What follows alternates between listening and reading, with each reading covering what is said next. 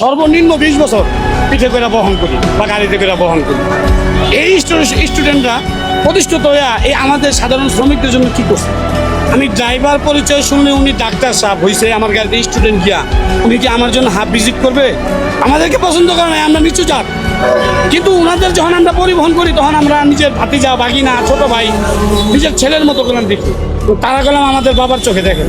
আমরা তো অবশ্যই সমস্যার সম্মুখীন। এখন তো শিক্ষার হারটা বেশি, স্টুডেন্টও বেশি। আর স্টুডেন্ট বেশি, এই যে দেখেন আমরা একটা স্টুডেন্টে মিনিমাম সর্বনিম্ন 20 বছর পিঠে করে বহন করি বা গাড়িতে করে বহন করি। এই স্টুডেন্টরা প্রতিষ্ঠিত হয়ে এই আমাদের সাধারণ শ্রমিকদের জন্য কি করছে? কিছু করছে। উনি ডাক্তার হয়েছে, উনি ইঞ্জিনিয়ার হয়েছে, উনি হলো পুলিশ অফিসার হয়েছে, জজ ব্যারিস্টার হয়েছে। আমি ড্রাইভার পরিচয় শুনলে উনি ডাক্তার সাহেব হয়েছে, আমার গাড়িতে স্টুডেন্ট গিয়া উনি কি আমার জন্য হাফ ভিজিট করবে? উনি একই ভিজিট নিবে। উনি 10 জনের থেকে যে ভিজিট নিছে আমার থেকেও ভিজিট নিছে, একই ভিজিট। কিন্তু আমার কাছে তো 20 বছর উনি সুবিধা নিছে, আমার জন্য কিছু করছে?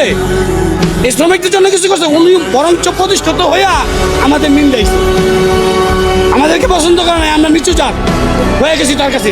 কিন্তু এক সময় এই নিচু জাতি উনারে পিঠে করে বহন করে বাচ্চাদের পৌঁছাইছে নিরাপত্তায় দিয়া। কিন্তু তারা প্রতিষ্ঠিত হয়ে আমাদের জন্য কিছু করে না, আর আমাদের জন্য কেউ করবেও না কিছু কোনোদিন। আমাদের জন্য স্টুডেন্টরা কোনোদিন কিছু করবেও না। আজকে একটা স্টুডেন্টের সাথে গ্যাদারিং করি বা কিছু করি, ভাড়া নিয়ে তর্ক করি, এরা মনে করেন 8-10 জন পোলাপাইন নিয়ে বাচ্চাদের সামনে দাঁড়া থাকবো, আমাকে মারধর করবো, নিয়ে গাড়ি আটকায় দিব।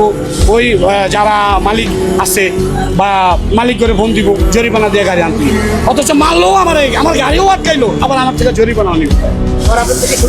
আমার কোনো সুবিধা নাই।